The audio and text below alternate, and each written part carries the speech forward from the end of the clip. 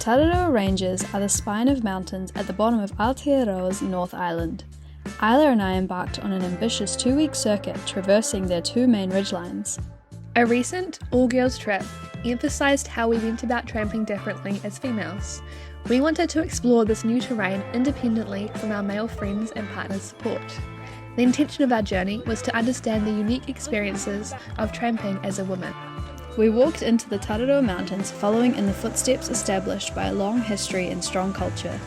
In 1919, the Tararuas were the home of New Zealand's first tramping club, which alongside other clubs began the extensive work of building the network of huts and tracks that we walked on during our trip over 100 years later. It is hard to believe, but New Zealand tramping clubs initially barred women from challenging mountaintop tramps. These women quickly proved themselves capable. The groundwork laid by these female pioneers means that our generation of women don't have to prove that we can get to the top of a mountain successfully. Yet, we feel that there is still a way to go before tramping culture is equally shaped by the particular strengths, needs and contribution of all genders. We are coming up to our first hut, Mangahau Hut. Yeah, we're definitely looking forward to dinner.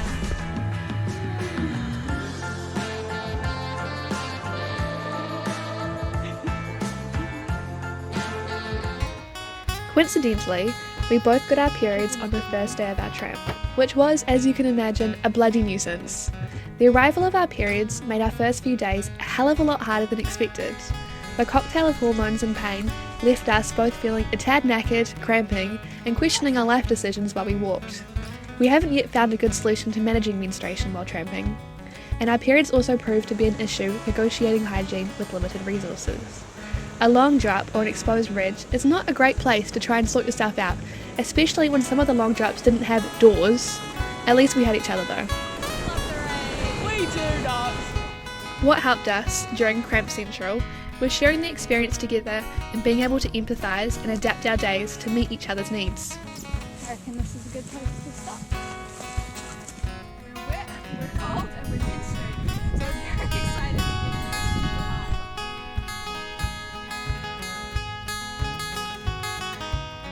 Look how cute it is. It's so cute.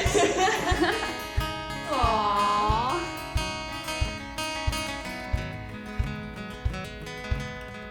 We had a pretty rough night last night, Yeah, turns out this hut's a mouse house. which was good fun. We're about to sit down and have some lunch before we head off to Pukematawai Mountain. Yeah, we want to scope out the ridge and see what the weather's like, because we're a little bit worried, but we're hopeful. That is absolutely crazy.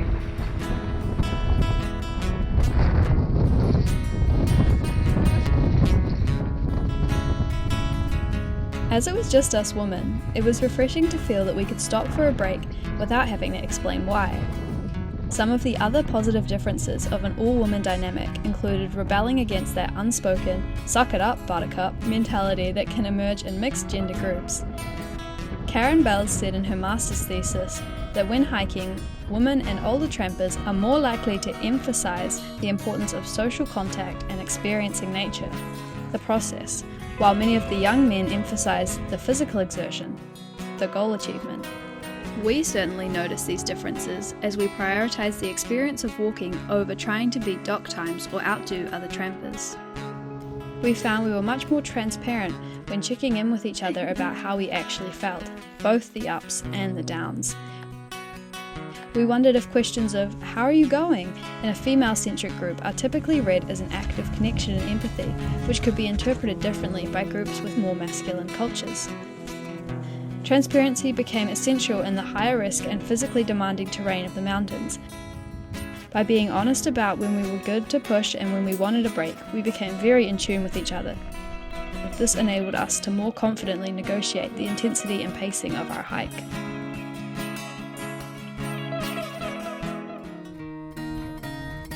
It is sobering to consider that in the 1920s we would have had to tramp in long skirts.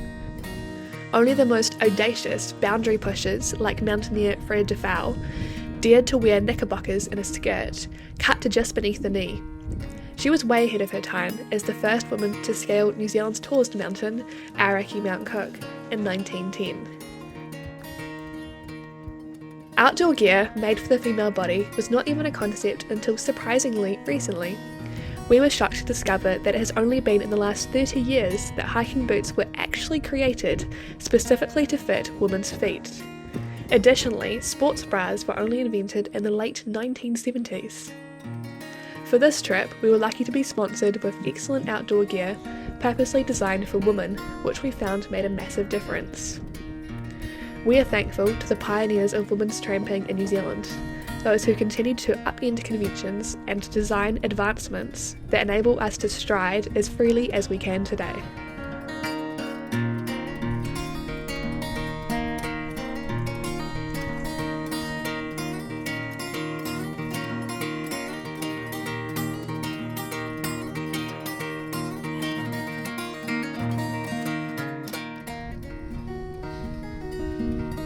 The Tararua Ranges are exposed to the roaring 40s trade winds, which blast across the Pacific Ocean until they hit New Zealand.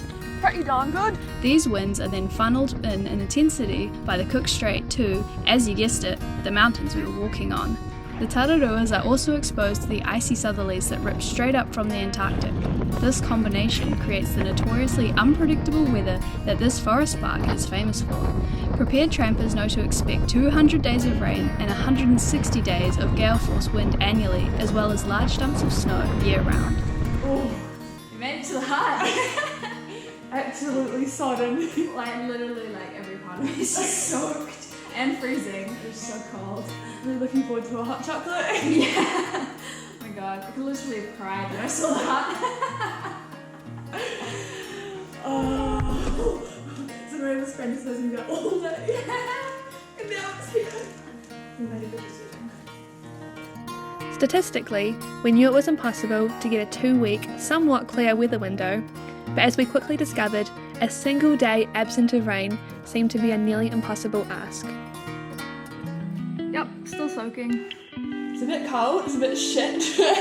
And we're about to attempt the Twin Peaks and the ladder and put on wet clothes.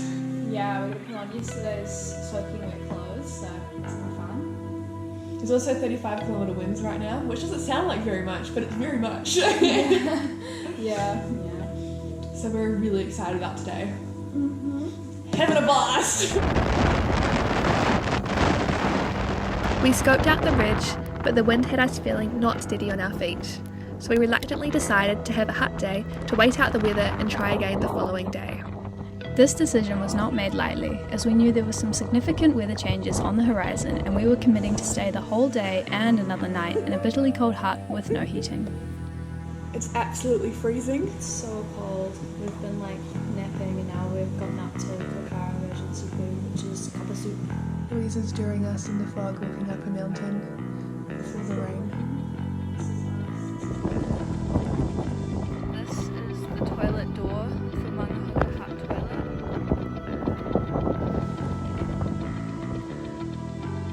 And this is the toilet. It's pretty grim. Oh, it's so fucking cold over here. I love tramping. I love the Tararuas.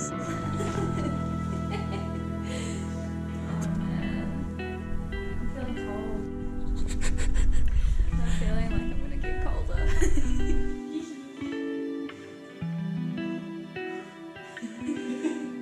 We're about to reattempt the ladder in the peaks. I'm hoping that the winds has calmed down a little bit. It's still quite windy, but we want to get out. Yeah, apparently it's better. Yeah. Been flying around a bit too much. We're gonna go home. Like, no thank you. Oh. Yeah. Let's see if it like makes it look so bad. The weather conditions were too dangerous to continue walking our intended route. The forecast had changed to predict worsening weather of 110k winds and snow in the following days. So we decided to divert off the exposed ridge and tramp out via Neil Fork's hut, grateful to be warm and dry below the bushline for the first time in a few days. As soon as we got off the ridge, the weather changed from dark and formidable to sunshine and blue skies, which quite frankly made us want to yell at the weather gods for being so bloody petulant and unreasonable. However, with storm clouds brewing in the background, we raced down the mountains, even running at some points, away from the dark clouds and towards home, the promise of takeaways urging us on. Our new plan was to go home, wait out the bad weather, and then head back into the mountains to complete our second and final leg of the trip.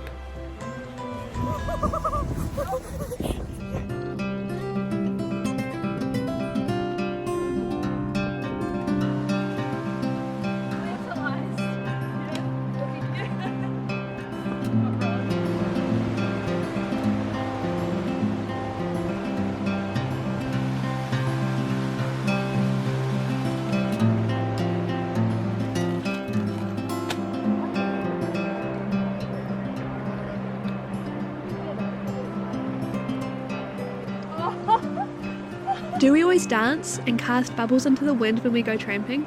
No, but we sure did this time. Knowing the intensity of our trip, we carried in distracting treats to get us through the tough moments. These included bubbles, sparklers, fortune cookies, and our animal-shaped toothbrushes. It was important to us to bring a few small but impractical things purely for the intention of having heaps of fun. Giving ourselves permission to be childlike, singing as we walked up mountains and dancing along the ridges, helped us to enjoy light moments to break up the seriousness of the journey ahead. As there were many elements that we had no control over in the mountains, we found it incredibly helpful to plan something to look forward to.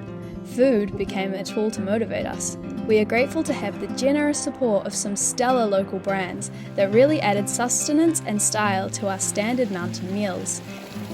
We had reliably yum dehydrated food and bougie snacks which literally propelled us through the roughest sections. Oh, that sounds really good.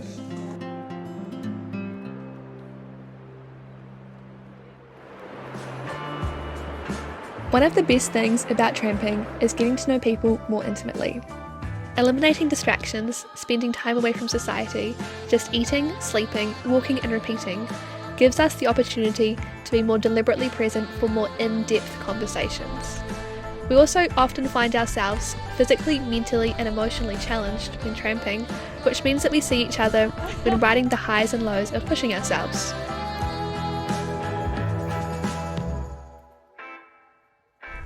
Freaking epic! Louise and I met each other on our first Victoria Tramping Club trip and quickly formed a close friendship. Partly attributed to the situations that tramping puts you in, where you have to trust the other person's abilities to make judgments and have your back.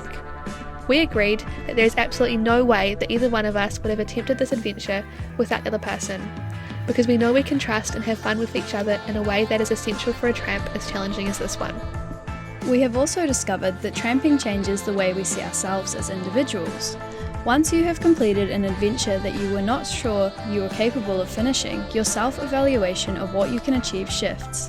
Undertaking challenges such as this gives us the confidence to tackle other challenges in real life because we know we can do hard things when we put our minds to it. Tramping also removes the physical insecurities that the real world creates. It's powerful knowing we often look filthy and sweaty, but we feel physically empowered by our fitness and our strength. The way we view ourselves changes from worrying about our appearance to prioritising using our bodies as a force. So, what are we doing right now, Isla? Well, on this section of the tramp, we might have forgot our inner selves. As in for our boots. Which kind of sucks because now I feel really hurt. So we're currently using a sanitary pad to tape up Isla's ankle. The joys of sanitary products and its many uses. Yeah, girl life. In classic Tararua fashion, the weather was set to pack in that evening. We woke up in the morning to glorious sunshine, but had some pretty intense wind in the distance. We listened to the warning signs and made the decision to walk out from Jumbo Hut to Holdsworth Car Park. We aimed to wait out the next bout of bad weather and re-enter the Tararuas to complete an unexpected third and final leg of our never-ending journey. We were excited to be reunited with our inner selves and complete our final days of the tramp in sunshine. But maybe that was just too much to ask. We re-entered the Tararuas into, you guessed it, more rain and fog. We retraced our steps and climbed up past Jumbo to enter the least visited part of the Tararuas, the Northern Range. on top of the world. I'm on top of the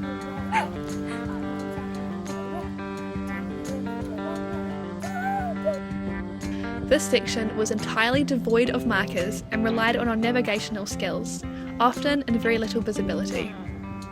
Although we both have many years of experience in the bush, we half expected some old man to pop out of a hut and question our competence. This may sound ridiculous, but it's a fear that was echoed by a number of other women we spoke to along the way. Despite our over-preparing to the best of our abilities, we knew that if something was to go wrong, we could be criticised and held to a different standard than a man would. This is because we have witnessed the double standards within tramping forums where women have their competence interrogated and how the media portrays women when things go wrong.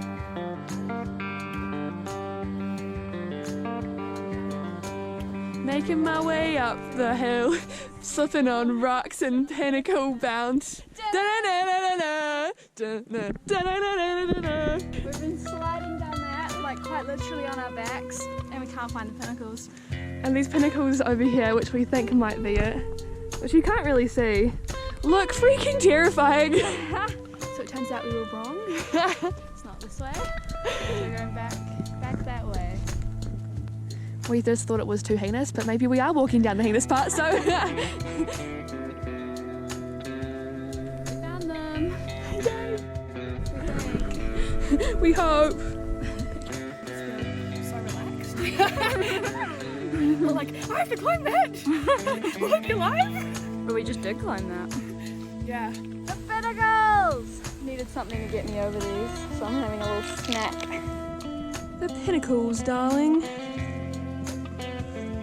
The Tararuas have claimed 22 lives in the last 50 years, one of the higher tolls recorded in the New Zealand mountain range. During the last section of our tramp, the consequences of making a mistake in this terrain hung over us. This is because the weather and terrain were significantly more diabolical than it was earlier. We were very aware that one misstep or one bad decision could potentially result in us experiencing the limitations of our emergency beacon. Being at the wrath of an unforgiving mountain range is always a humbling experience. Just when you think you finish and you get to the top, there's another giant freaking beast waiting. You can't quite see, but it kind of goes all the way up there, and that's the top up there. That's where we're going next. I think it looks freaking stunning. It's so pretty. We've voted it as the worst day of the trip so far. By like a large margin too. Yeah. We did not tramp, we rock climbed. Yeah, it was horrible. Instead of being 5 hours as we thought it would be, it took us 9 hours to do 8 kilometres. Do you know why you go tramping? I know why you go tramping. It's because you like suffering.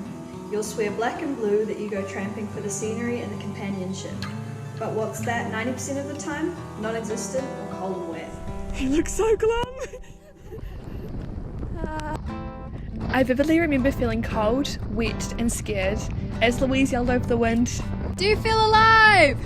I've never felt as truly alive as I did when I was powering along a mountain ridge battling against the elements.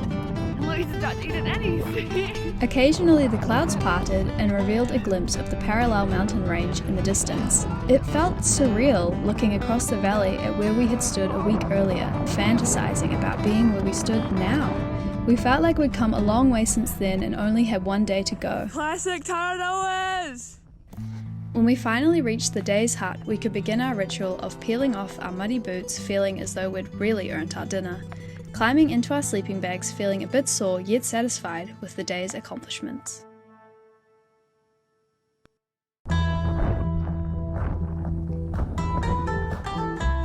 On our final days of this tramp, we felt absolutely fed up with the Tararuas.